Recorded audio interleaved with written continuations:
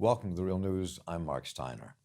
Earlier this month, it was revealed that the Israeli private intelligence company Psy-Group had met with Rick Gates, who was a senior member of Trump's presidential campaign staff in 2016, and offered to use social media, fake accounts, and surveillance in order to swing the election for a Trump victory. The New York Times reported that apparently Psy-Group's offer was rejected by Trump. Jeremy Scahill of The Intercept was among the few journalists who covered the reality that Trump's alleged collusion with foreign agents during his presidential campaign was not just about Russia, but involved other countries as well. Jeremy Scahill explains here the role of the Israeli group Psy-Group. There was also an Israeli guy at this meeting. His name is Joel Zamel. And Zamel was there supposedly pitching a multi-million-dollar social media manipulation propaganda campaign. Zamel is a co-founder of a company called the Psy-Group. That's P-S-Y, like psychological or psyops, the Psy-Group. That company boasts of employing former Israeli intelligence operatives. Now, Mr. Zamel's lawyer denies his client prepared anything or offered anything to the Trump campaign, but according to the Times' reporting, this guy Zamel was paid $2 million. Well, Psy-Group is currently in the process of being liquidated, but that may be just another intelligence community smokescreen, because on Tuesday, another private Israeli intelligence company, or more accurately, a cyber company called Signia, was sold for $250 million to the Singapore investment group Temasek. Now, we are joined by Real News commentator and correspondent Shir Hever, who is based in Heidelberg, Germany. His recent book, The Privatization of Israeli Security, was published by Pluto Press in 2017, and I interviewed him about his work just a few months ago. And Shir, welcome. Good to have you with us. It's always great to talk with you. Thank you, Mike, for having me. So we've covered Real News, you know, the Israeli private intelligence company NSO, which provides customers with surveillance technology and helped the Mexican government spy on human rights activists there. Another famous Israeli private intelligence company is Black Cube, which helped Harvey Weinstein actually spy on the women who accused him of sexual assault and harassment, and which also allegedly worked with Cambridge Analytica and attempted to influence elections in Nigeria. So the question I think many people are asking is, why are so many intelligence companies Israeli companies? I mean, it's all over the news. And why is that? What is it about Israel and their intelligence operations and these companies that make this happen? So first of all, not all intelligence companies, private intelligence companies in the world are Israeli. Right, I think the American ones tend to be bigger and quite numerous as well, the US-based ones.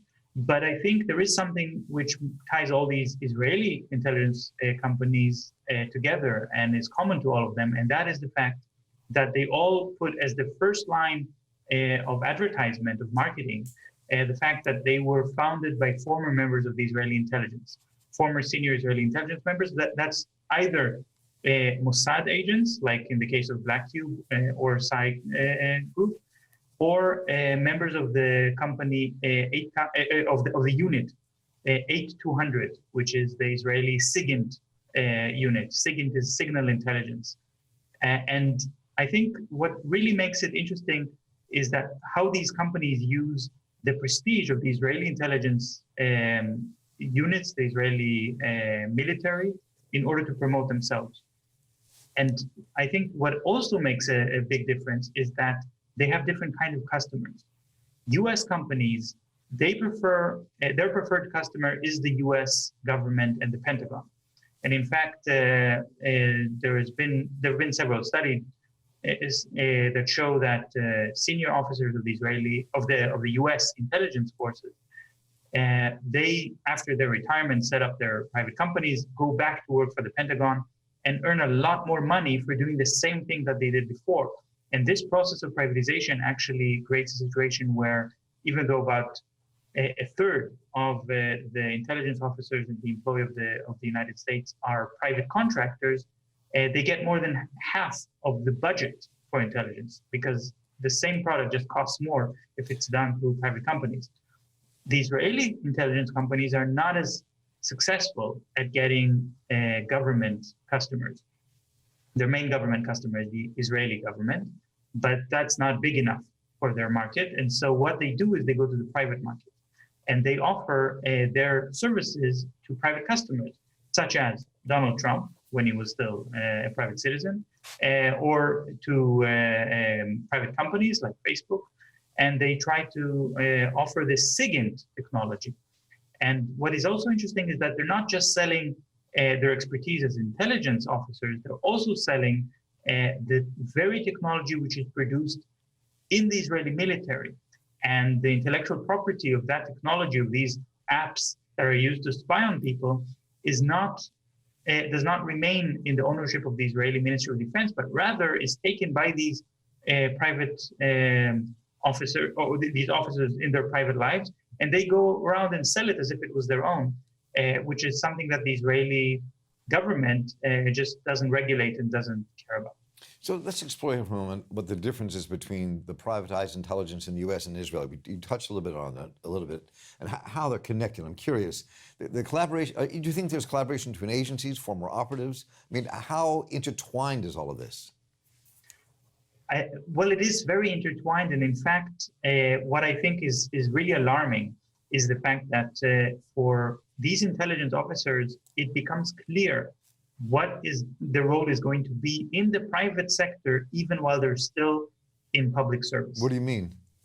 That means that these are officers in this in the intelligence units, and their job is supposed to be to catch terrorists or to try to survey on Palestinian activists and that sort of thing.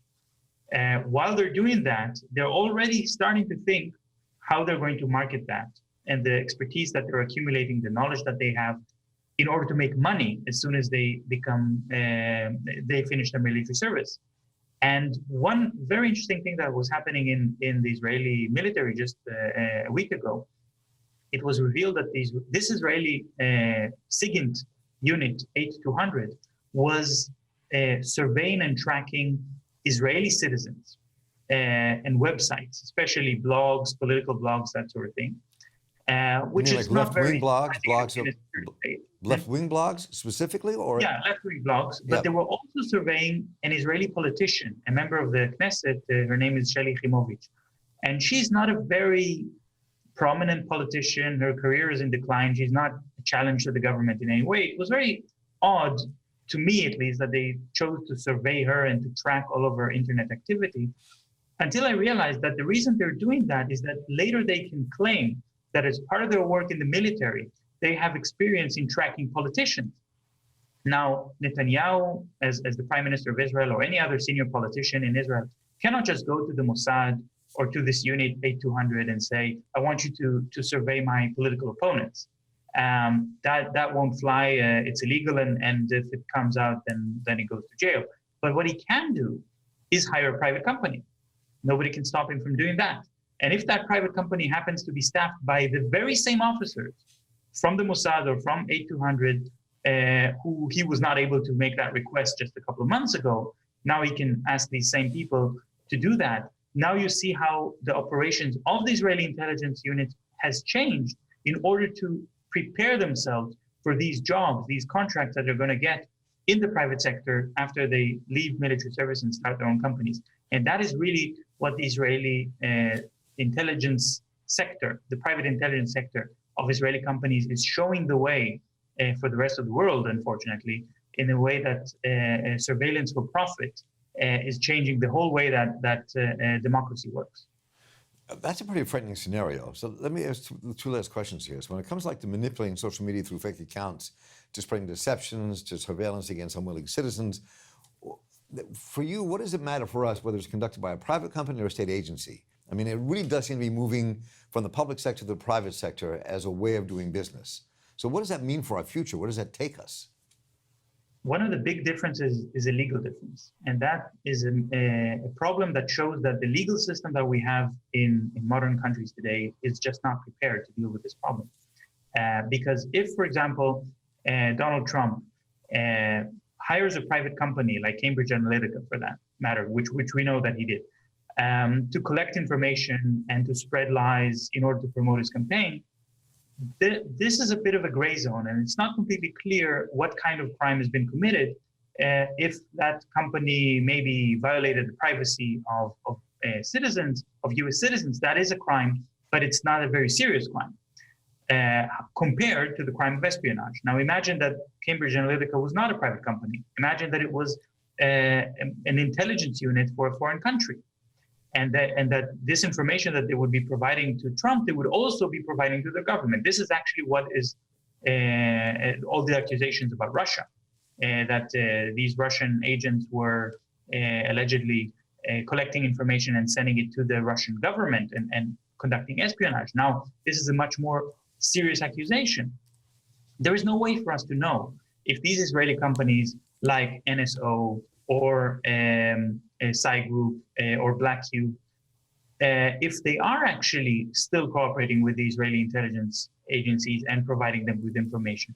We know that the Israeli lobby, through a lot of fake organizations or not fake organizations, but state-funded organizations, is collecting information on US citizens in what would be considered espionage by any impartial observer. But we don't know if these private intelligence companies are doing that as well, or if they only provide this information to private customers. I think the difference is not as crucial in terms of how it affects people's lives and how it violates privacy and gives a lot of power to people with money. But there is a legal difference, and that is a problem. We have a gap in our legal system that we cannot really hold these companies accountable. So finally, I'm curious, we started the conversation talking about Black Cube, which is what inspired this, what we were talking about today, and the work that they did. And they're disbanding. A new company, as I said at the very top of the broadcast, has just been bought by a Singapore company. So, but what does all that mean? So what does it mean that Black Cube is disbanding? These people are not leaving the business. So what does all that really mean?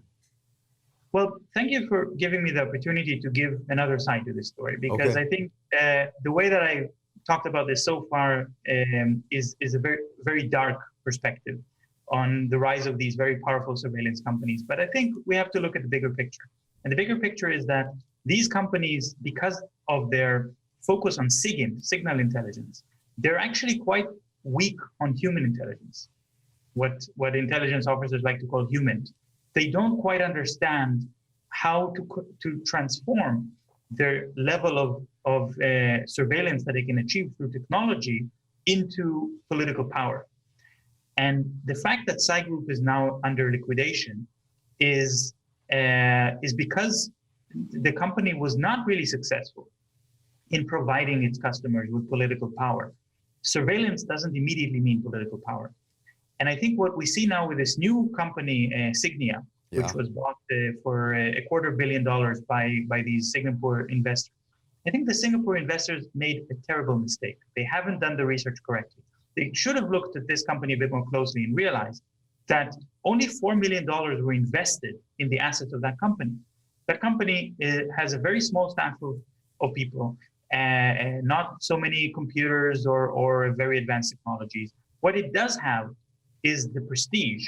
And the founder of the company, Nadav Tzafrir, he can say, I used to command the unit 8200, this SIGINT unit.